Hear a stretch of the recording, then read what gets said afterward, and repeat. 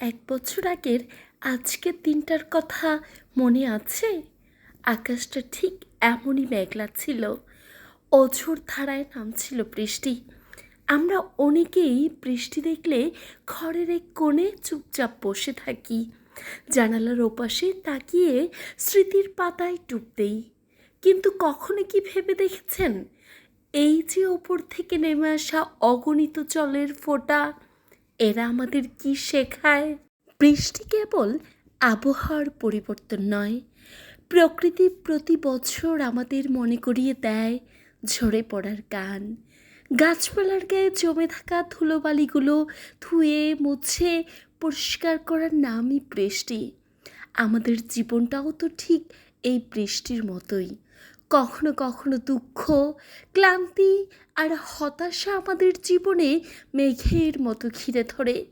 মনে হয় চারপাশটা বোধহয় অন্ধকারেই ছেয়ে থাকবে চিরকাল। বিজ্ঞানের ভাষায় বৃষ্টির পানি যদি মাটি না পেত, তবে সৃষ্টির এই সুন্দর চক্র থমকে যেত।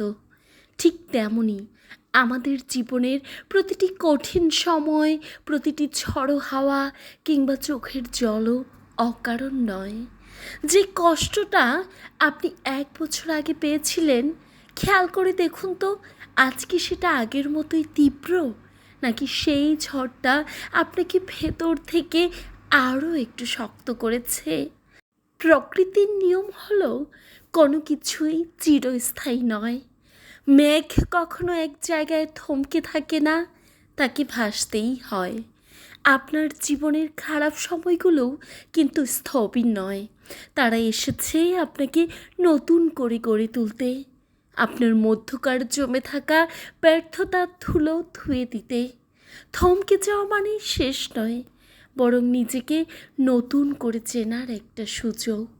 কিন্তু দেখুন, মেঘের স্থায়িত্ব কতক্ষণ? ঝড় যত তীব্রই হোক না কেন, তা শেষ হতে বাধ্য। এই দেখুন, মেঘ কেটে গিয়ে কেমন সোনালি রোদ ছড়িয়ে পড়ছে চারপাশে। গাছের ভেজা পাতাগুলোর উপর যখন এই রোদ এসে পড়ে, তখন মনে হয় প্রতিটি পাতায় যেন হিরে ঠিকরে পড়ছে।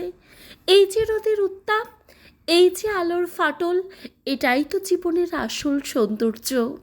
অন্ধকার যত গভীর হয়, ভোরের আলোর আগমন ঠিক ততটাই সুনিশ্চিত হয়। বৃষ্টি না হলে যেমন এই রোদের কদর আমরা বুঝতে পারতাম না, ঠিক তেমনি জীবনের দুঃখের কালো মেঘ না আসলে সাফল্যের এই আলো আমাদের এত আনন্দ দিতে পারতো না।